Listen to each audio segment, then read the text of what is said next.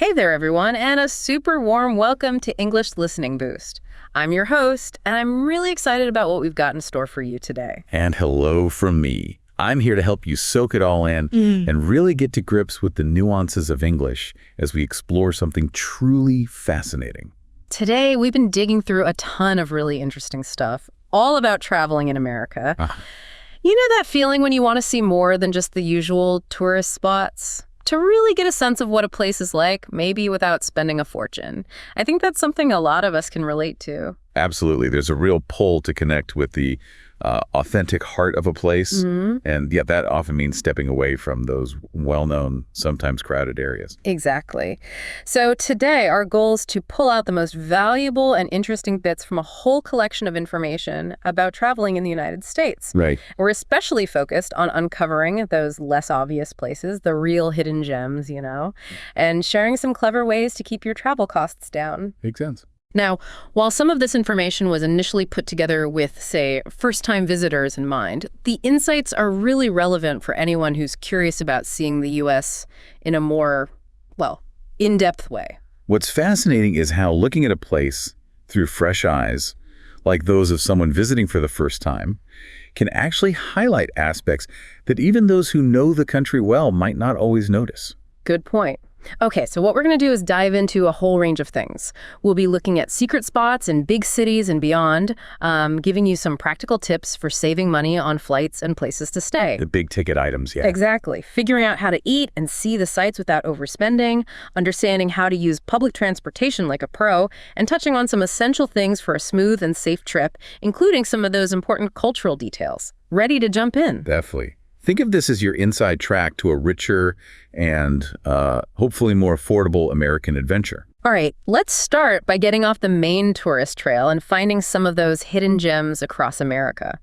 We'll begin on the East Coast, and naturally, we've got to talk about New York City. Of course. Everyone knows Times Square and the Statue of Liberty, but what are some of the more tucked away secrets? What's interesting about major global cities like New York is that even though they're so famous, they often have these little pockets of calm or unique experiences that give you a different feel for the city. Right. So picture this. You're right in the middle of Wall Street with all that financial energy buzzing around, and you stumble upon a secret garden. Okay. It's called Elevated Acre. Apparently, it's a rooftop park that's been there since the 1970s, and it's got walkways and surprisingly nice views of the East River and the Brooklyn Bridge, and it doesn't cost a thing. Wow, in Wall Street. Yeah. Plus, I hear they sometimes even have a beer garden up there when the weather's warm. Talk about a great escape in the middle of it all. That's amazing. This little haven really makes you think about how even in the most developed urban areas, there are often spaces created intentionally for a bit of peace and a connection to something beyond the immediate business. It really highlights the ingenuity of urban planning and creating moments of tranquility amidst the intense energy of Wall Street, offering a different perspective on the financial district. Next up, make your way over to the iconic Grand Central Terminal, but instead of just rushing through to catch your train, find the Oyster Bar and Restaurant. Just outside, there's something called the Whispering Gallery. It's in this arched area, and if you whisper something against one of the walls, someone standing way over on the other side can hear you perfectly. No way. Yeah, it's all because of the way the sound travels in that space. It's a fun, quirky little thing to try out. That's cool. This feature reminds us that even grand, functional places can have these delightful, almost accidental things that add a bit of intrigue and fun. It's a reminder that even grand, functional spaces can contain these delightful, almost accidental features that add a layer of intrigue and playfulness. And speaking of intrigue, why not take a ferry over to Roosevelt Island? At the very southern tip, you'll find the interesting ruins of the smallpox hospital. Oh, okay. This old building, in a Gothic revival style, dates back to the 19th century, and now it's this kind of eerie but fascinating reminder of the past. Plus, it's home to a bunch of cats. A little unexpected bonus, and if you're a movie fan, you might recognize it from one of the Spider-Man films. Oh, right. The way the old decaying building looks, mixed with its architectural style and then these unexpected animals living there, creates a really interesting and visually striking scene. It's the kind of place that makes you wonder about the history. The juxtaposition of historical decay, architectural style, and the unexpected presence of wildlife creates a really compelling and visually striking scene. It's the kind of place that sparks curiosity about the past. Absolutely. Now, New York is just full of these kinds of less obvious spots.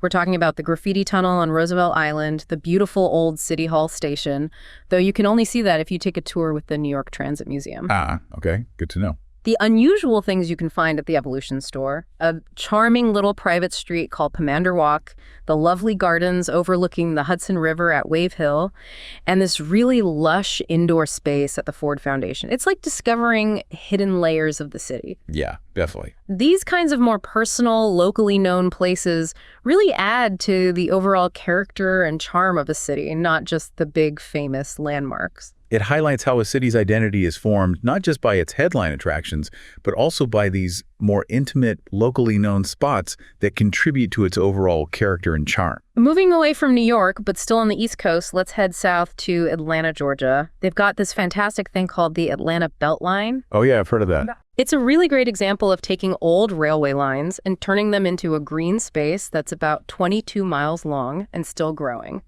It's perfect for walking and biking, and along the way, you'll find cool restaurants, shops, and public art. It sounds like a really important place for the local community. Mm-hmm. This kind of taking old infrastructure and making it into public space is a really positive thing.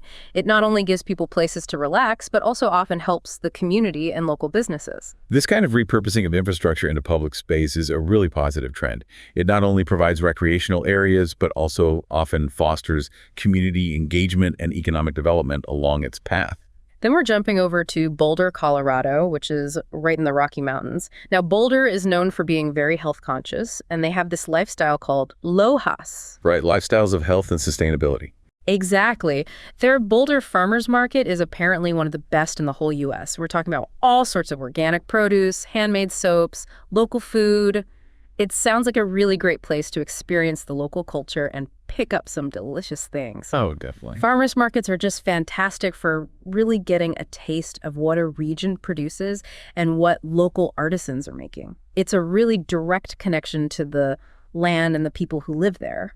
Farmers markets are fantastic for getting a true taste of a region's agricultural bounty and the artisanal products of its local makers.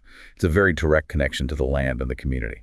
Finally, for our East Coast part, let's go to Savannah, Georgia. This place sounds like stepping back in time. Oh, Savannah's beautiful. Amazingly, it avoided a lot of damage during the Civil War, so the architecture from the 1860s is really well preserved.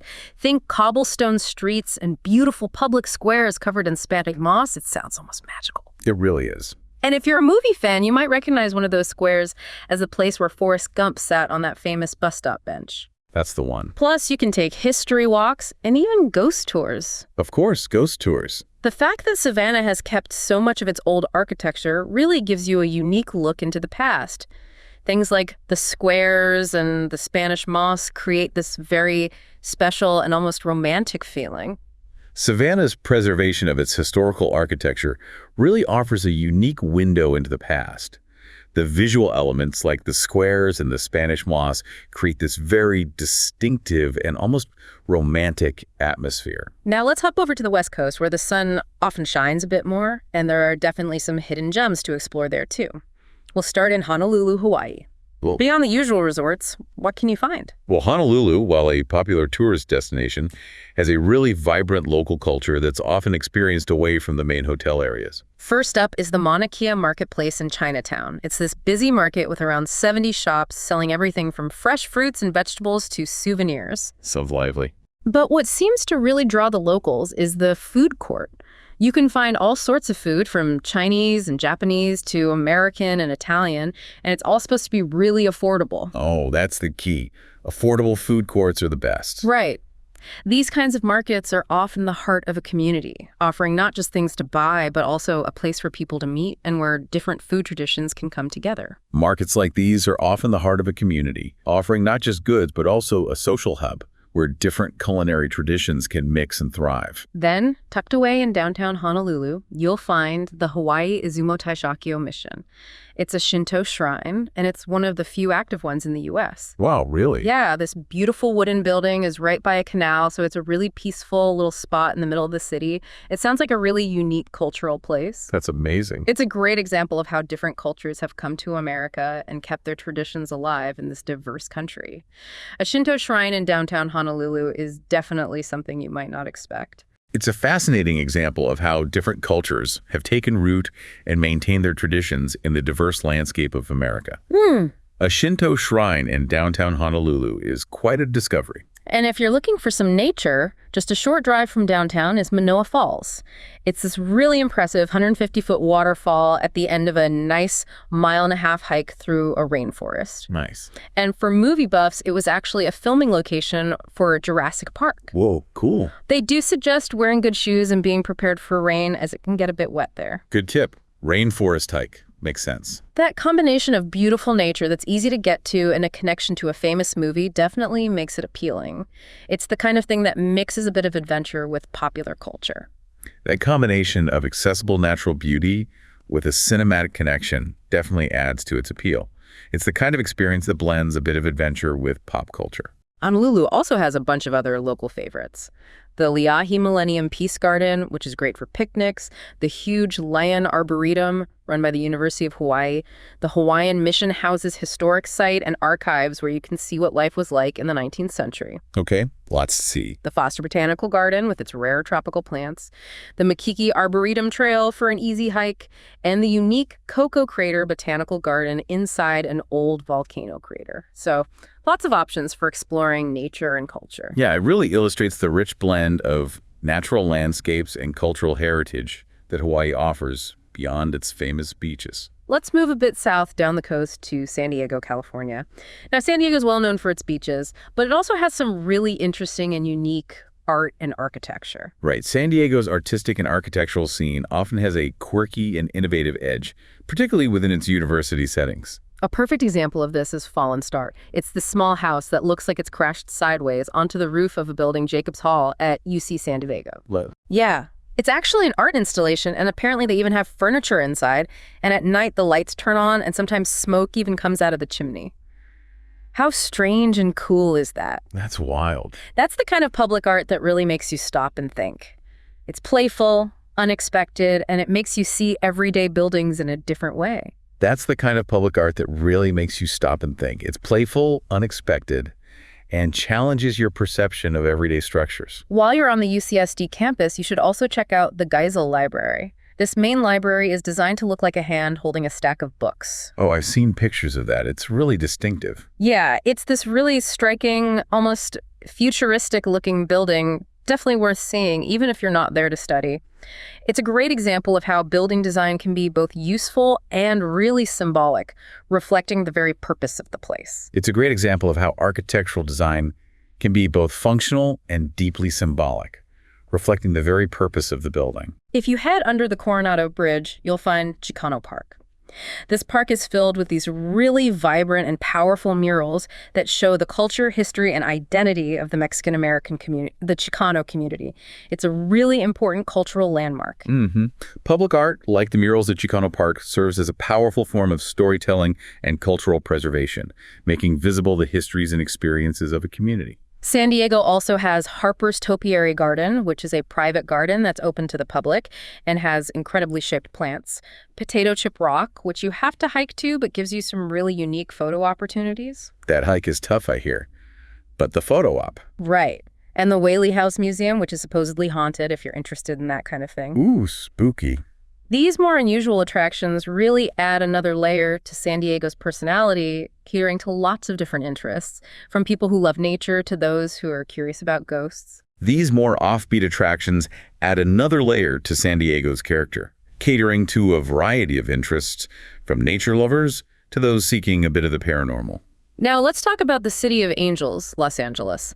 It can be seen as an expensive place, but there are definitely ways to experience it without spending a lot of money, and there are some cool free things to see. Yeah, Los Angeles, despite its association with Hollywood glitz and glamour, has a surprisingly strong offering of free cultural experiences and natural spaces. First off, there's Griffith Park and the Griffith Observatory. The park itself is huge, with lots of hiking trails and places to have a picnic. Classic LA. And the observatory up on the hill gives you amazing views of the city and the famous Hollywood sign, and it's all free. Some of the things inside the observatory do cost money, but just being there for the views is really worth it. Totally. That iconic view from Griffith Observatory is almost a quintessential LA experience, and the fact that it's accessible for free makes it even more valuable. Also in LA, you should check out the California Science Center. They have tons of exhibits, including the actual Space Shuttle Endeavour. And guess what? It's free to get in. The Endeavour, for free. That's fantastic. Yeah, certain things like the IMAX theater and special exhibits will cost you, but there's still plenty to see without spending any money. Access to such significant artifacts like the Space Shuttle Endeavour for free is a fantastic opportunity for learning and inspiration. For something a bit more relaxed, take a walk through the Venice Canal Historic District. These are canals that were built in the early 1900s to look like Venice, Italy. Oh, those are lovely. It's a really beautiful residential area with charming little bridges, a very different feel from the busy Venice beach nearby. It's a little slice of European charm tucked away in the heart of Los Angeles, offering a peaceful and picturesque escape from the city's more energetic areas. Moving north to San Francisco, beyond the famous Golden Gate Bridge, you'll find the iconic Painted Ladies at Alamo Square. Ah, yes, the Full House houses. Exactly. These are those beautiful, colorful Victorian houses that you often see in pictures of San Francisco with the downtown buildings in the background. They were even in the opening of that TV show, Full House, a popular sitcom from the late 80s and 90s. Those Painted Ladies are such a recognizable symbol of San Francisco's architectural heritage and offer a fantastic photo opportunity. And while you're in San Francisco, you can't miss taking a drive or a walk down Lombard Street, that really winding road with all the sharp turns and flowers. It's definitely a unique thing to see. Oh yeah, the crookedest street. It's a trip. Lombard Street, with its quirky design and landscaping, is a testament to the city's unique character and its ability to turn even a steep hill into a tourist attraction. Just a little south of San Francisco is Santa Cruz, which is known for its surfing, but they also have something a bit mysterious. The Mystery Spot. The Mystery Spot. I've heard about that place. It's this circular area up in the hills where gravity supposedly acts a little strangely. Balls seem to roll uphill and people look like they're standing at weird angles. It's one of those roadside attractions that's just pure fun. Yeah, total classic roadside weirdness. The Mystery Spot plays on our curiosity about the laws of physics and offers a lighthearted, somewhat surreal experience. Now let's head inland to the Midwest and the South for some more of these hidden gems. Starting in Chicago, Illinois, which is known for its amazing buildings, don't just look up at the skyscrapers. Go to Millennium Park. Oh, definitely. A must-see. It's home to some incredible public art, including Cloudgate, that shiny bean-shaped sculpture that everyone loves to take pictures of. The bean. And the unique Crown Fountain, where big LED screens show faces of people from Chicago with water coming out of their mouths. Plus, the park often has free concerts and events. Millennium Park is a fantastic example of how public art can transform an urban space into a vibrant hub for community and creativity. And while you're in Chicago, take a walk along the Chicago River Walk. It's a really nice path right next to the river where you can admire the city's impressive skyline and grab something to eat at one of the cafes. Yeah, that's been developed so nicely over the years. Taking a boat tour on the river is popular, but just walking along the river gives you a great view too. The River Walk offers a different vantage point of Chicago's architectural grandeur and provides a really engaging way to experience the city. Let's travel over to Michigan. Outside of the big cities, there are some charming, less-known places. First up is Ann Arbor, which is a lively college town where the University of Michigan is located. Go Blue. Even if you're not a student, you can enjoy the town's vibrant feel and the Mathey Botanical Gardens, which are run by the university and are free to visit, a great place to connect with nature.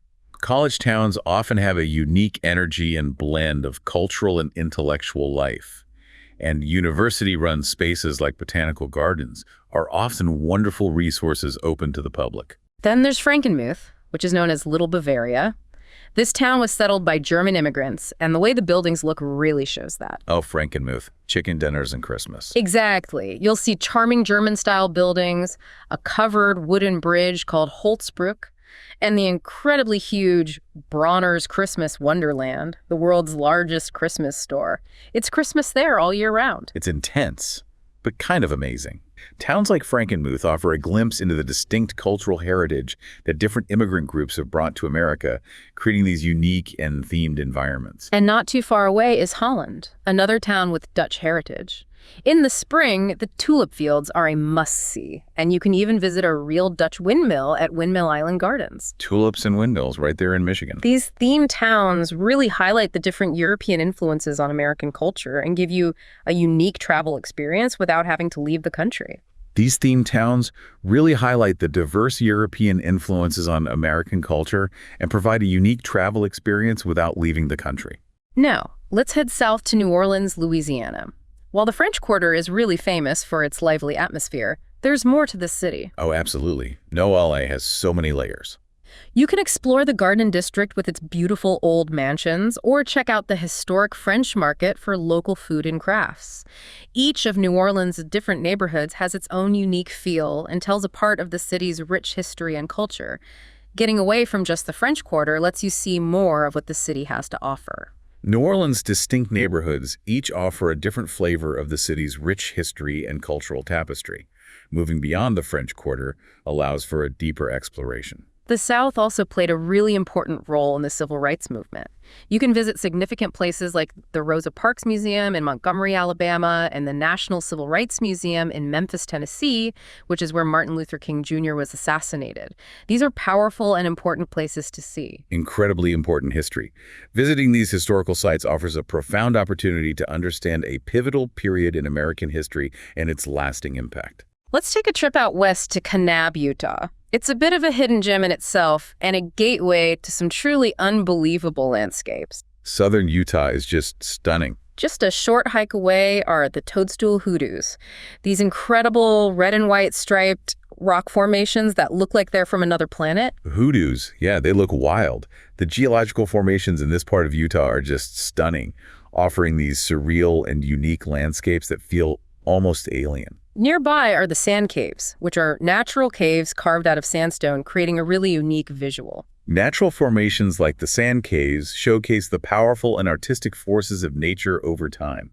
And for a really unique experience, you can try your luck with the Wave Lottery in Kanab. Only a very small number of people are allowed to visit this incredible rock formation each day, and you have to get a permit through a daily lottery at the visitor center. Even just trying to get a permit sounds like an adventure. Oh, the Wave Lottery is legendary. Super hard to get. The exclusivity of the Wave really adds to its mystique and highlights the need to balance access to these fragile natural wonders with their preservation. So as you can see, all across America, beyond the usual tourist spots, there's this incredible variety of hidden gems just waiting for you to find them. Yeah, so much to discover. It really shows how vast and diverse the American landscape is, both in its cities and in nature, and how many rich experiences are out there for people who are willing to explore a little bit more. It really underscores the vastness and diversity of the American landscape, both urban and natural, and the richness of experiences that await those who are willing to explore a little further. Now, talking about exploring further, let's think about what keeps us going on those adventures, delicious local food, lively markets, and exciting events. Yes, food. Markets are fantastic for really getting a feel for a place, and we already mentioned Honolulu's Mauna Kea Marketplace, but let's not forget the historic LA Original Farmers Market, which has been around since 1934. Oh, that's a great one. So much history there. It has over 90 restaurants and shops, fresh produce, and all sorts of good things. Apparently, some of the vendors even accept a $20 gift certificate mentioned in our sources. Interesting. Historic markets like the LA Farmers Market are time capsules, offering a taste of the city's past alongside its present culinary scene.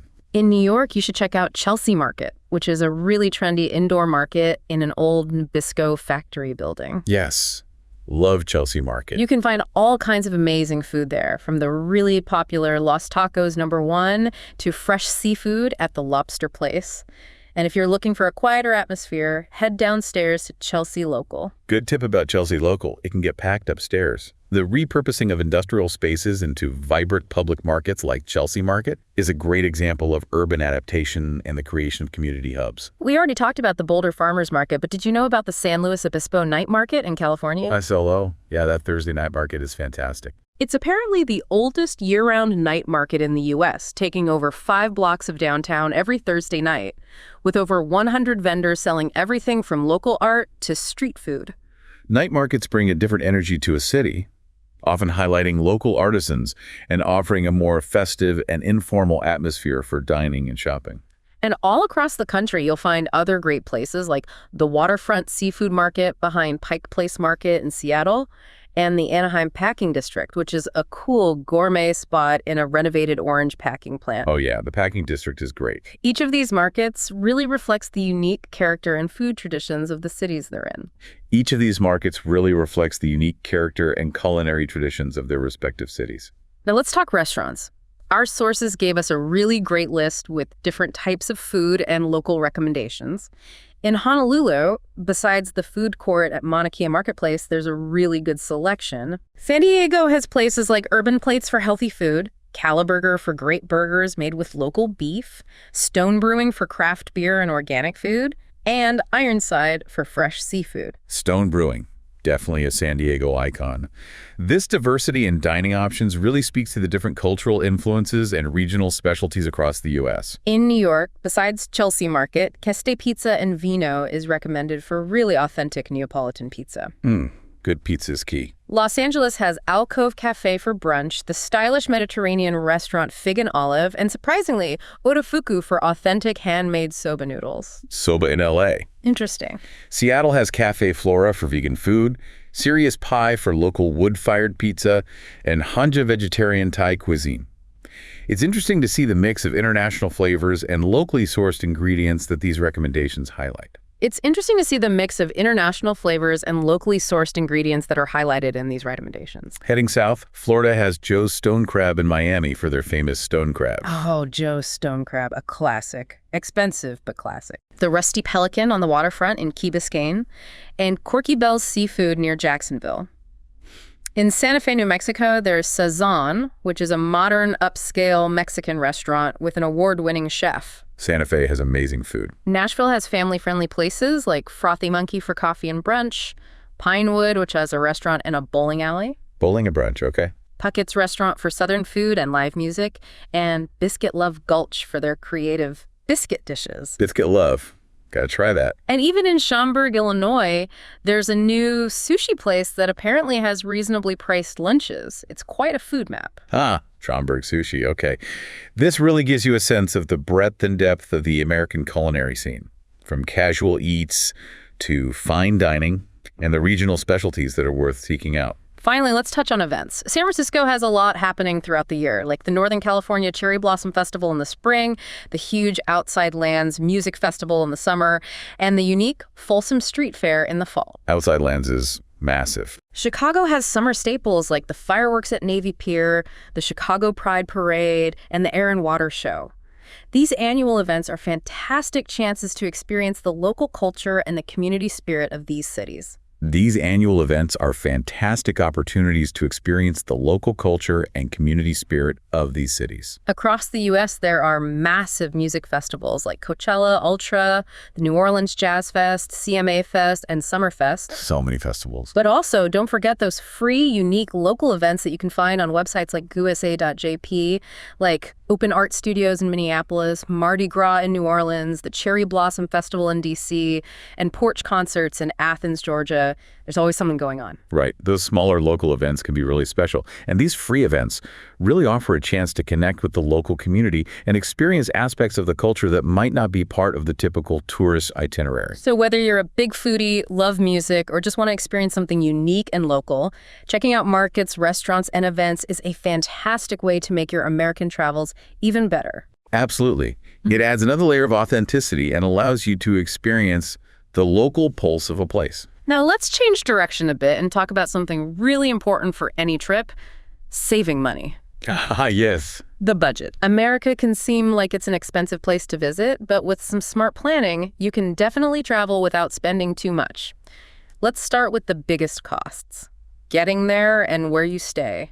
Yeah, these are often the two largest components of a travel budget, so finding ways to economize here can have a significant impact on overall costs.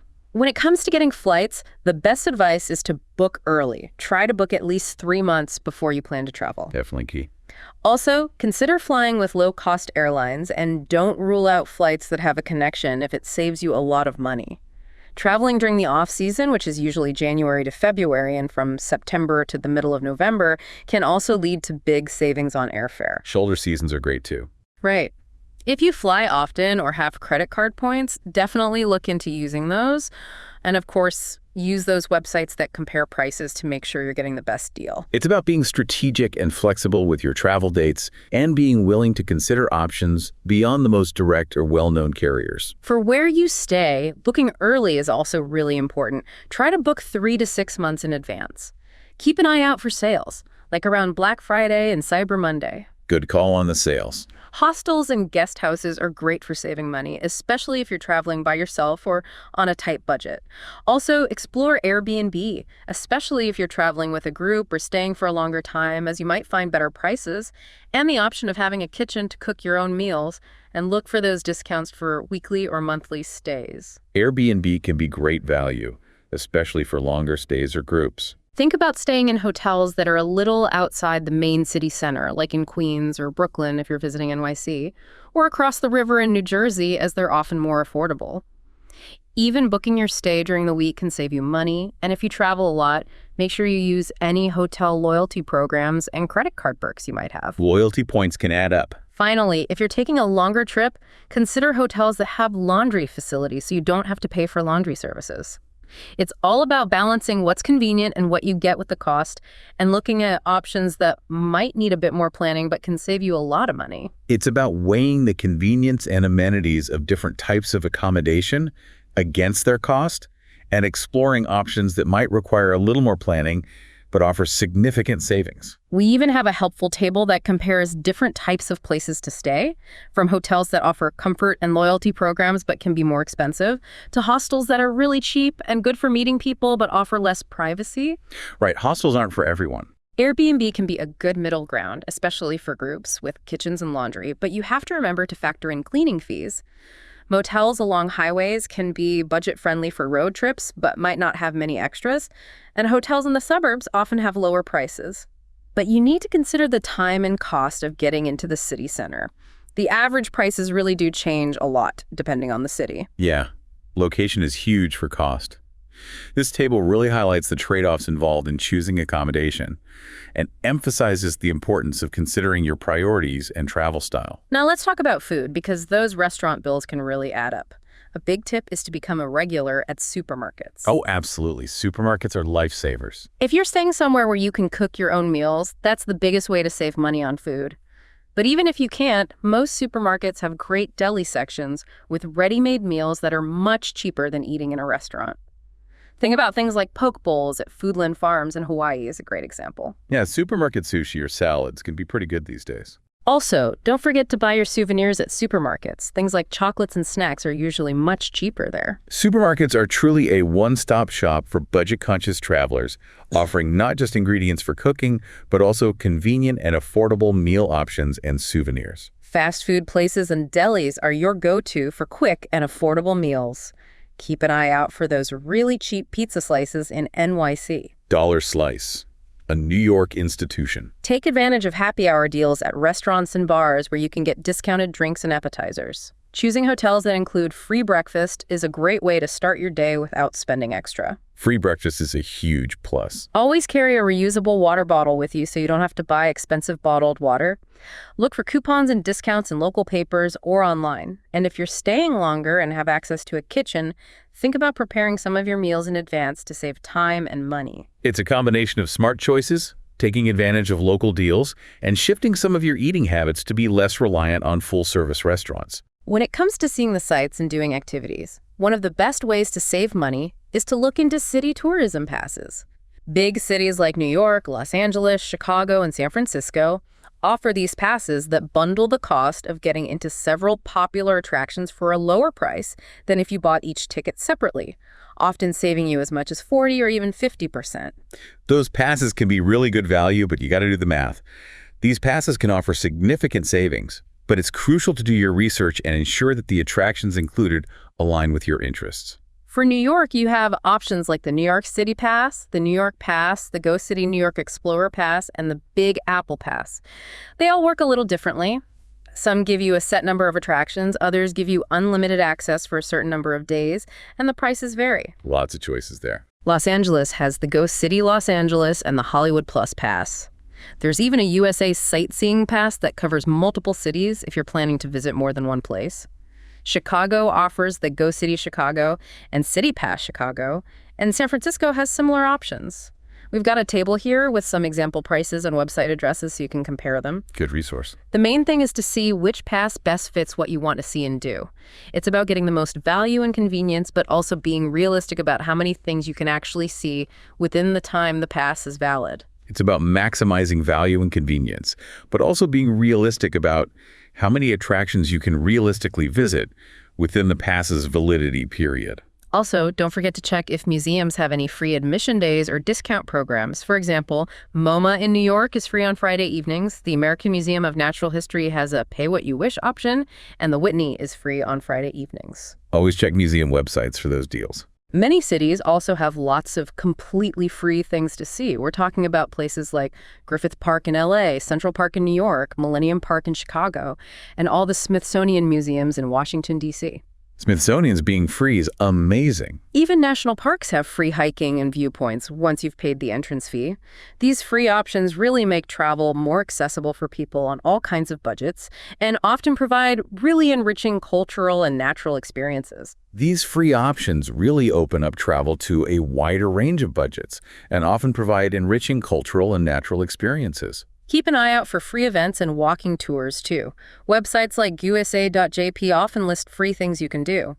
Some examples include art events in Minneapolis, Mardi Gras in New Orleans, the Cherry Blossom Festival in D.C., and Walking the Freedom Trail in Boston. Local events and walking tours are great ways to immerse yourself in the atmosphere of a city and learn from local perspectives without spending a lot of money. So, by being smart about your choices for flights and where you stay, being savvy about food, and making good use of tourism passes and free activities, you can definitely make your travel dreams in America come true without breaking the bank. It really demonstrates that budget travel doesn't have to mean missing out on experiences. It's often about being more resourceful and creative in how you plan and spend your money. All right, now let's talk about how to get around once you're there using public transportation in America. It's important to know that unlike some other places in the world, there isn't one single travel card that works everywhere. Yeah, that can be confusing. The systems are quite different from city to city. However, more and more cities are starting to use smartphone apps and contactless credit card payments, which can be really convenient. Yeah. And a lot of places now have something called fare capping, which is great if you're planning to use public transport a lot in a short period. The lack of a unified system can seem daunting at first, but the trend towards digital payment methods is definitely making things easier for travelers. Understanding the specifics of each city's system is key. Let's break down some of the main cities. In New York City, you've got the subway and buses. The MetroCard is still around, and you can get it with a set amount of money on it, or you can get an unlimited pass for a certain time. Okay, MetroCard. But more and more people are using OMNY, which is where you can just tap your credit card or your phone to pay. Oh, the tap to pay, yeah. A really good thing about OMNY is that they have a weekly limit. After you've taken 12 rides in a week, the rest are free. A single ride costs around $2.90. That weekly cap with OMNY is a significant advantage for tourists who plan on using public transport extensively within a 7-day period. It's really good. In Los Angeles, you have the Metro Bus and Metro Rail, as well as the DHH bus in the downtown area. The TAP card is a card you can reload with money, but since 2023, they've also started fare capping. You won't pay more than $5 in a day or $18 in a week. A regular fare is $1.75. Okay, TEEP card and fare capping there too. The fare capping in Los Angeles, similar to New York, provides predictability and cost savings for frequent riders. Chicago has the CTA bus and the L train, as well as the Metra commuter rail. The Ventra card is what you need there, and they also have a Ventra app where you can manage your fares. A basic fare with the card is $2.25. Just be aware that the L train's loop in the city center can be a little confusing at first. The loop can definitely trip you up. Chicago's L system, while extensive, does have its nuances, particularly around the loop, so using the app for navigation and fare management is a good tip. San Francisco has Muni, which includes buses, the Metro, which is like a light rail, cable cars and streetcars, as well as BART for getting to places outside the city. Lots of options in SF. The Clipper card is used all over the Bay Area, and they also have the Muni mobile app. Fares are different depending on what you're using, and the cable cards are more expensive at $8 per ride. They have different passes if you're planning to use Muni a lot. Right. Cable cars are more of a tourist thing price-wise. San Francisco's public transport system is quite comprehensive, and the Clipper card simplifies using the different modes, including the iconic cable cars. Boston's MBTA, or T, includes the subway, bus, commuter rail, and ferry. The Charlie card is the plastic card you can put money on, and they also have a paper Charlie ticket. A subway ride is around $2.40. You should definitely try to get a Charlie card because it can save you money on transfers. Charlie card. Got it. Getting a Charlie card in Boston is definitely recommended, as it offers more fare options and can be more cost-effective than the Charlie ticket. Washington, D.C.'s metro system has a Metrorail and Metrobus. The Smart Chip card is what you'll need, and you can even add it to your smartphone.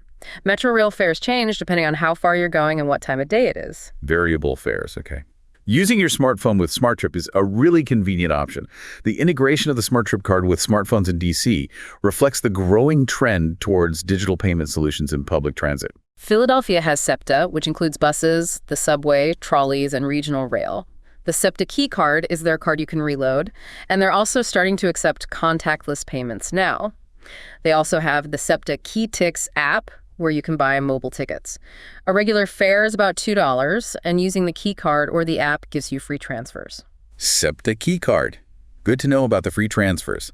SEPTA's move towards contactless payment and the benefits of the SEPTA Key Card make it easier for both residents and visitors to navigate the city. Finally, Seattle has King County Metrobus, Sound Transit's Link Light Rail, streetcar, monorail, and ferries.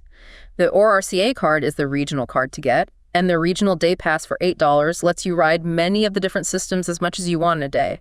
The fares for the Link Light Rail depend on how far you're going. They also have the Transit Go ticket app. The ORCA card. That regional day pass sounds like a good deal. Seattle's ORCA card and the regional day pass offer a convenient and cost-effective way to explore the city and its surrounding areas using public transit. We have a really useful table here that compares all these travel cards and payment systems, including where you can buy them, how to add money to them, how much the fares are, and if they work with smartphones or have fare capping. This comparison table is a great resource for quickly understanding the different public transport options in major U.S. cities and how to pay for them. Now, what about traveling between cities? Your main choices are Amtrak, which is the train, long-distance buses, and low-cost airlines. Right, the big three. Amtrak offers train travel all across the country with scenic routes and more comfortable seats. The prices can be somewhere in between flying and taking the bus, but you should look for discounts if you book early. They even have a USA Rail Pass if you're planning to take multiple train trips. The downside is that it can be slower and sometimes more expensive than flying. Amtrak offers a unique way to see the country, with the romance of train travel, and often city center station locations as advantages. But yeah, speed isn't always its strong suit. Long-distance buses like Greyhound, Flixbus, and Megabus are often the cheapest way to travel between cities, and they have routes all over. You can find really cheap tickets, but the journey will take the longest, and the bus stations might not be in the most convenient parts of the city. However, a lot of buses now have Wi-Fi and places to plug in your devices. Buses are definitely the most economical choice for intercity travel, but you need to factor in travel time and the potential inconvenience of terminal locations. Sometimes those stations are a bit out of the way. Low-cost airlines like Southwest, Spirit, Frontier, and JetBlue can get you between cities quickly, and sometimes the tickets can be surprisingly cheap. Gotta watch those baggage fees, though. Exactly. But you need to be aware that they often charge extra for things like luggage and choosing your seat, and they might fly into smaller airports that are further away from the city center. Flying with LCCs is all about speed and potentially lower fares, but you need to be mindful of those additional costs and the possibility of less convenient airport locations. Do your homework on the total cost. We have another table here that compares these different ways to travel between cities, looking at how much it might cost for a trip like New York to Boston, how long it might take, the good and bad points of each, and some tips for booking. It's a really helpful way to weigh your choices. This intercity travel comparison really helps you balance your priorities, whether it's speed, cost, or comfort when planning longer distances within the U.S. Finally, if you're thinking about renting a car, especially for exploring national parks or more rural areas, there are a few important things to keep in mind. Driving gives you freedom, but comes with responsibilities. It's a good idea to book early and definitely look into your insurance options. You'll need your valid driver's license, and it's highly recommended to have an international driving permit, your passport, and a credit card in your name. Also, be aware that most rental companies have age limits. You usually need to be at least 21, and there are often extra fees if you're under 25. Renting a car provides the ultimate flexibility for exploring, but it's crucial to be aware of the requirements and potential extra costs, especially that young driver fee. Insurance is really important in the U.S., so make sure you understand what the rental company covers and if your credit card offers any additional protection. Yes, don't skimp on insurance. Some key traffic rules to remember are that you drive on the right side of the road, speed is measured in miles per hour, you can usually turn right at a red light unless there's a sign that says you can't, always come to a complete stop at estacias signs, and you absolutely must stop for school buses that have their red lights flashing. That school bus rule is super important. They take it very seriously. There's a very strict no drinking and driving policy, and everyone in the car must wear a seatbelt. Most gas stations are self-service, and you'll usually choose unleaded gasoline. You often pay right at the pump with a card or by paying inside before you pump. Remember to return the car with a full tank of gas. Gotcha. Self-service gas, pay at the pump. Parking rules in cities can be very strict, so pay attention to the colors of the curb and consider using parking garages or meters. Road signs might look a little different than what you're used to. Parking in big cities can be a nightmare. Read those signs carefully. Familiarizing yourself with U.S. traffic laws and parking regulations is essential for a safe and stress-free driving experience. If you run into any trouble, like an accident, your first concern should be safety check if anyone is hurt and call 911 if needed. Always get a police report and exchange information with the other driver if there is one. Contact your rental company right away. Safety first, always. If you get a ticket for a traffic violation, pull over safely and follow the officer's instructions. Make sure you pay any fines you receive. To save money on rentals, look for any special deals. Use your phone for directions instead of paying for a GPS, and try to avoid picking up the car in one place and dropping it off in another if it costs extra. That one-way drop-off fee can be hefty. Being prepared for potential issues and knowing how to handle them is a crucial aspect of responsible travel. So whether you're planning to use public transportation in the cities or hit the road in a rental car, knowing your options and understanding the rules is key to having a smooth and enjoyable trip. It's about having the knowledge and confidence to navigate the transportation landscape of the U.S. effectively. Now, let's get into some essential information to make sure your trip goes smoothly. We're talking about everything from going through immigration and customs to understanding tipping and American manners. For anyone visiting for the first time, this is really valuable stuff. Yeah, these are the practical details that can really make a difference in your travel experience, helping you avoid potential pitfalls and navigate local customs with confidence. First off, immigration and customs. If you're planning to visit the U.S. for tourism and you're staying for less than 90 days, you'll likely need to apply for ESTA, the electronic system for travel authorization, well before your trip. ESTA, right. Got to do that in advance. It's recommended to do it at least 72 hours before you travel. There's a fee involved, and it's usually valid for 2 years. It's really important to know that if you've traveled to certain countries recently, like Iran, Iraq, or Cuba, you might not be eligible for ESTA and might need to apply for a visa instead, so it's crucial to check the latest information. Good heads up on the eligibility. Check the official website. The ESTS is a key prerequisite for visa-exempt travel, so ensuring you apply in time and meet the eligibility requirements is essential for a smooth entry into the U.S. When you go through immigration, be ready for some questions about your trip, why you're visiting, how long you'll be staying, and where you'll be staying. Make sure you have your return ticket and details about your accommodation handy. They'll also probably take your photo and your fingerprints. Just be prepared, have your documents ready. Being prepared with concise and honest answers to these common questions can help expedite the immigration process. Customs is where you really need to pay attention to what you're bringing into the country, especially food. The food rules. Always tricky. There are strict rules, especially about meat products, which are generally not allowed, and most fresh fruits and vegetables. Even things like instant noodles that have meat extract in them are usually not permitted. Yeah, best to avoid bringing meat stuff altogether. There are some exceptions for things that are commercially packaged and will last a long time, like certain baked goods and candies. But if you're not sure, it's always best to declare everything. If you don't declare something that's not allowed, you could face big fines. If you do declare it, you'll probably just have to give it up. When in doubt, declare it. Better safe than sorry. Also, if you're carrying more than $10,000 in cash, you need to declare it. And if you're bringing any medication with you, it's a good idea to have a copy of your prescription. We even have a detailed table that outlines the rules about bringing different types of food into the country. It's definitely worth taking a look at before you start packing. Good idea to check that table. And if your luggage gets lost or damaged, make sure you report it to the airline right away at the baggage claim area. Understanding and adhering to customs regulations, especially regarding food items, is crucial to avoid penalties and ensure a smooth entry through customs. Declaring everything is always the safest approach. Now, let's talk about tipping. This is a really important part of the service industry in the U.S. because many people who work in service jobs rely on tips to make a good part of their income. Yes, tipping culture is huge in the U.S. It's not really optional for most services. So it's not really optional, it's more like an expected part of the cost when you use a service.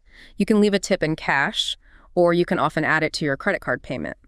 In restaurants where you have someone serving you at your table, the usual tip is 15% to 20% of the total bill. 18–20% is pretty standard now for good service. For buffets, it's a little lower, around 10% to 15%. If you're getting drinks at a bar, it's common to tip $1 to $2 per drink, or 15% to 20% of the total. People who work at hotels, like bellhops and housekeepers, also usually get tips a few dollars per bag or per night. Don't forget housekeeping. Taxi and rideshare drivers also expect around 15% to 20%. Tour guides and other people who provide a service also appreciate tips. We have a helpful chart that summarizes the typical tipping amounts for different kinds of services. Tipping is deeply ingrained in American service culture, and understanding the appropriate amounts for different services is essential for navigating social interactions and ensuring service workers are fairly compensated. Besides tipping, there are some general American manners that might be a little different from what you're used to. Greetings are often more casual. A simple hi or hello with eye contact is pretty common. Yeah, fairly informal usually.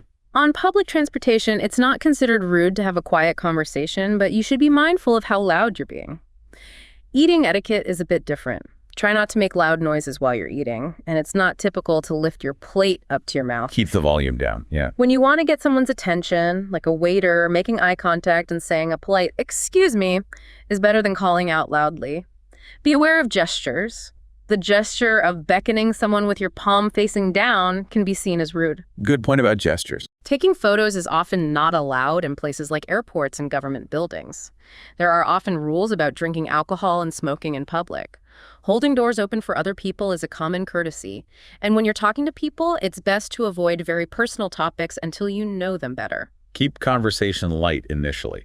Also, keep in mind that laws and customs can even vary a little bit from one state to another. Being aware of these general social norms and customs can help travelers interact more comfortably and respectfully with locals and avoid any unintentional misunderstandings. Finally, let's talk about electricity and communication.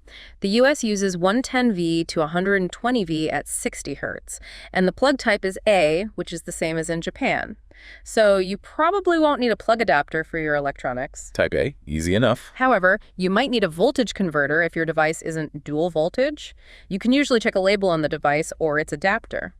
Most modern things, like phone chargers and laptops, are usually dual voltage, but things like hair dryers might not be. Check your hair dryer. Those often need converters. By the way, instead of saying consent for an electrical outlet, the word used in the U.S. is outlet. Outlet, not consent. Got it. Understanding the voltage and plug situation can prevent damage to your electronics, and knowing the correct terminology for an outlet will be helpful. To stay connected, you can find free Wi-Fi in many places, but be careful about security when you're using it. Renting a portable Wi-Fi router is also an option. Using international roaming through your phone company is easy, but it can be expensive. Roaming can get really pricey, fast. A more affordable way is often to get a U.S. prepaid SIM card or an eSIM. The major phone companies are T-Mobile, AT&T, and Verizon, and their coverage can vary. There are also other companies that use their networks, like HanaCell. You can buy these before you travel or once you arrive. eSIMs are really convenient because you don't have to take out your physical SIM card. eSIMs are definitely the way to go if your phone supports it. Super convenient. The cost and how long the data plans last can really vary. We have a table that compares some of the options, including the pros and cons of using a SIM or an eSIM. Having a reliable communication method is essential for staying connected, navigating and accessing information during your trip, and understanding the different SIM and eSIM options allows you to choose the most suitable plan for your needs and budget. Lastly, let's talk about what to do in case of an emergency. For medical situations, remember that healthcare in the U.S. can be very expensive, so it's really important to have good travel insurance that covers at least $1 million for treatment and if you need to be flown home for medical reasons. Travel insurance is non-negotiable for the U.S.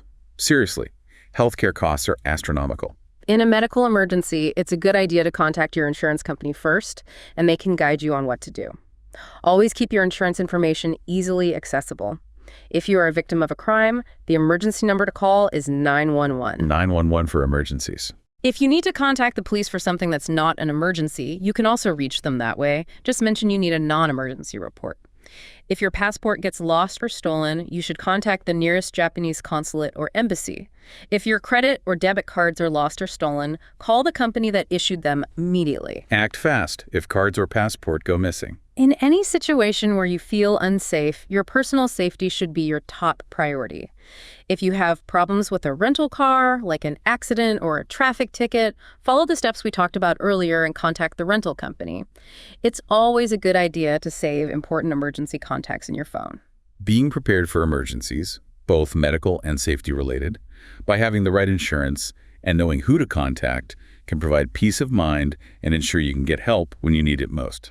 Now that we've gone through all that important information, let's get to the fun part, planning your trip. Our sources had some really great ideas for trips based on different themes and recommendations for different times of year to visit. Okay, trip ideas. Let's hear them. For themed trips, they suggested an 8-day East Coast tour visiting Boston, Philadelphia, D.C., and NYC to see history, culture, and art, suggesting taking the Amtrak train. Classic East Coast corridor trip. For the West Coast, they had ideas for road trips focused on national parks, a trip that's all about LA, and a longer adventure around the Grand Circle visiting both big cities and national parks, with tips for camping to save money. Grand Circle road trip is epic. They also talked about a trip through the South focusing on history, music, and food in places like Georgia, Alabama, Mississippi, and Louisiana, highlighting civil rights sites and the roots of music. And for those who really love the outdoors, a 6-day trip to the Grand Circle National Parks starting and ending in Las Vegas.